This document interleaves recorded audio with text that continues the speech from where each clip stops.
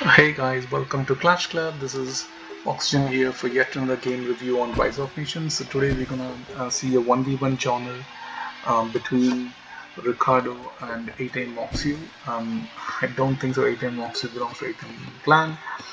It's just that he's smurfing in this name though. Who is he? I know it, but I don't want to reveal it because the person wants to keep his identity confidential, so I'm gonna leave it that way.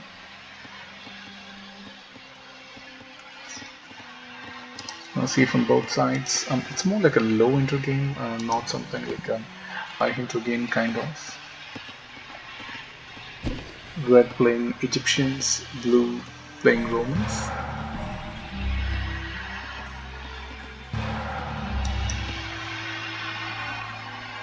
So blue has done an interesting start if you look here. He has gone for the melee and then the commerce, then the civic. It's always a good idea to go melee first in 1v1 games because it holds a lot of edge. One, you're exploring all sides, and second, if you look, Red has sent a merchant to Bison all the way from his place, so that might have taken a lot of time. The merchant might not have made any revenue, and the merchant is straight away lost. So it is not a brilliant technique to actually go commerce ahead of melee in 1v1 game because that can definitely put you on the back foot. You can see blue actively raiding all the rest. He has not discovered this out though. If I cut this out, so that's another advantage if you go melee. You can also explore and scout all through the map. Wow. So if you look from Red's perspective, he has got amazing wares, Tati, diamond, and cotton. So he got gold, and science research, cheaper, allow Pappy. And if you compare blue, he doesn't have any rare within his territory, on the similar territory like blue. The blue got Pappy there, sorry, red got Pappy there straight away. The closest one for blue is Bison, and that's still far away, and there's no other way. So red is actually having a head start, so which means that blue has to wait a lot in this game.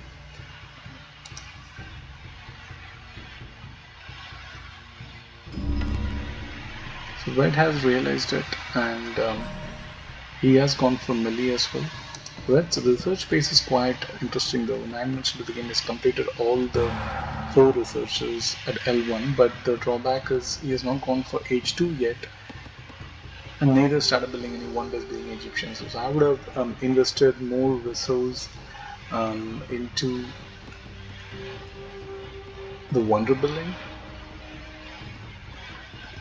than sending merchants all the way towards a bison without any chance of defending it. Let's go fast track compare it and back to blue here to see how he progresses from this. I'm gonna see from both the sides angle, then compare and present the strengths and weaknesses of each player here. So L2, both the players are on H2 right now. Blue is still busy actively waiting. The red understood all the raids and he's able to defend it right now. And blue is sending horses though to combat all the archers. One horse to combat all these archers is not a good move. So it's actually a wise idea. If you look, many of those players who actually do a lot of raiding, they send like a couple of light horses in case if the defender has an army there. The light horses run fast, so they can always escape from that rain though. And also a little bit of scouting will be done with the light horses as well. So that's light cavalry's advantage. They may not kill something fast, but they can definitely annoy the opponent. And the good part for blue is he got horses too, which means his horse is going to be 15% cheaper. So the one big weakness from red I have noticed already is that he's not raiding at all. More like my type of player. It's a weakness if you don't raid, the opponent rares and the villages, whereas the opponent has been busy doing it. So that's why 1v1 raiders always holds the edge. You do have to raid a lot, definitely at the start, because it puts the opponent on the back foot and You already had your army ready, so you can do a fast attack as well. So you have various different options to do. And blue being Romans, I think his idea would be to build a lot more castle around the map to cover as much area as possible.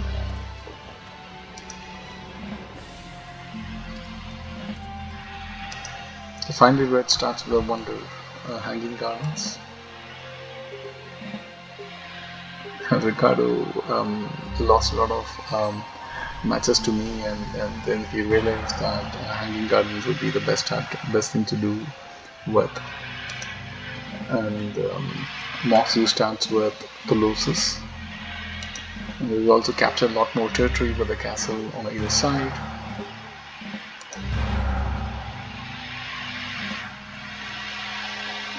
The idea that again, another weakness I'm seeing in Red's game is building some useless tower though. Yes, finally he made use of tower with the city there, but still I did not find any reasons of this tower. And plus, even if the tower would have been somewhere here, you could have used both the mines there though. So blue is already on a head start on the attack mode. If you look at the score, red is still leading. It's not because of the army. Red has got a very small army.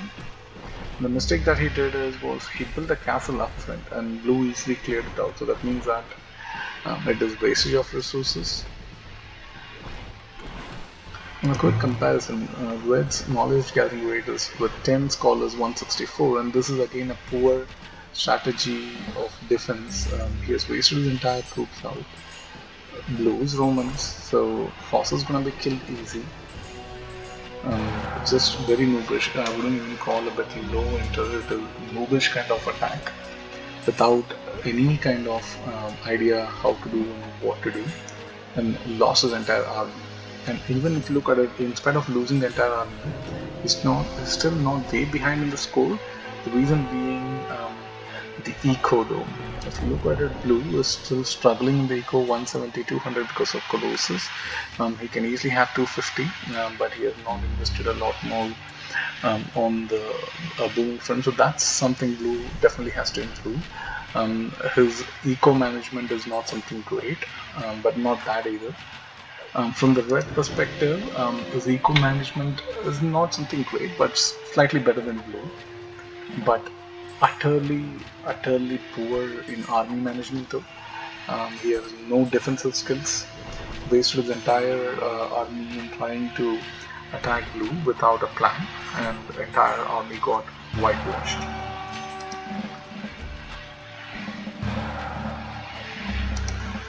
Finally tried a different tactic, not a bad one. But again, if you look at it, he's not investing on the army though. He's still very busy to focus on the eco, which is a good thing. But the bad thing is, if you don't build the army, then you're gonna lose your cities one by one, and that is gonna impact your eco holding back.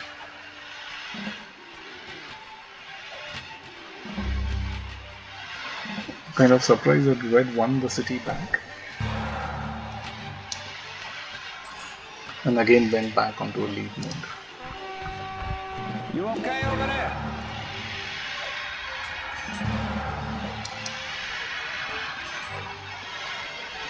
So the city being lost puts blue back on the picture. His knowledge gathering rate is not improved either. It's 145. With 4 cities having universities, but only 2 cities have got all the scholars in, and another city is with just 5 scholars, and 4 city doesn't have any scholars left because he just recently captured it out right now.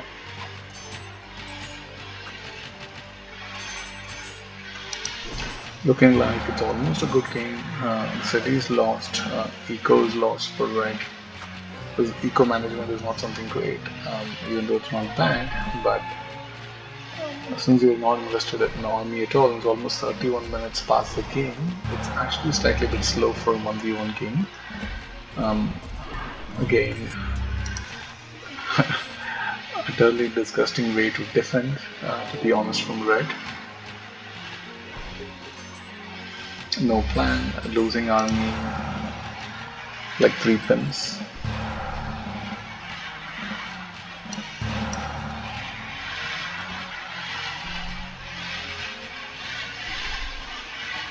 But the mistake what Blue is doing is he has not made a lot of new army or new barracks anywhere in this city, and is pushing and is actually doing the same mistake as like Red, and he's losing his army as well.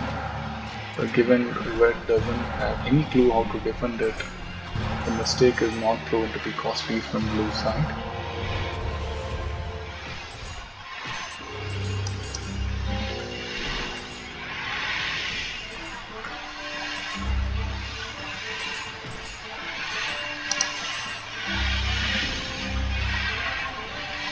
Both has advanced to age 4, 36 minutes. Slightly slow, but not bad rate for a 1v1 game.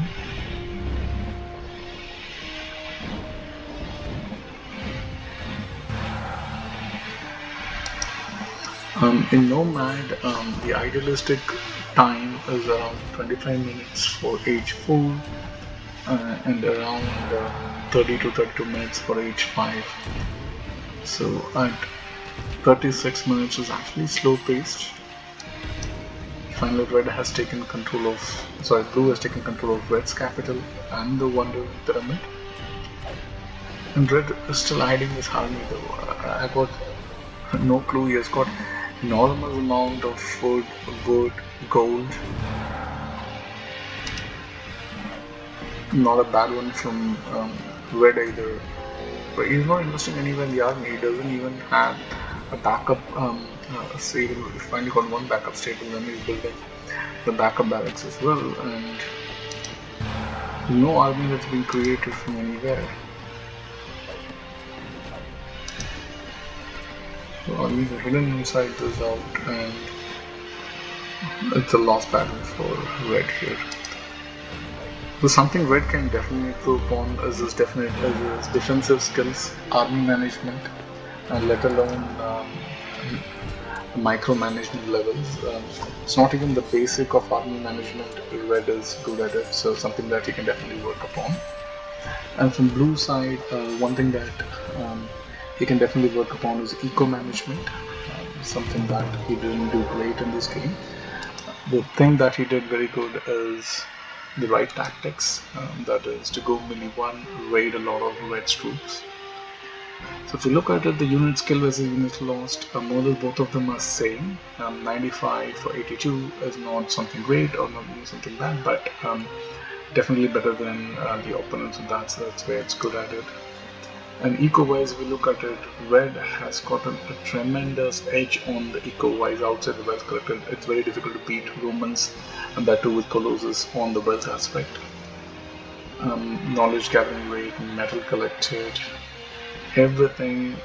Red has a head start. It's just unable to capitalize it and lost it out though. So it's Oxygen here signing off until I see you on yet another game review for Rise of Nations. Thank you guys. Take care. Goodbye.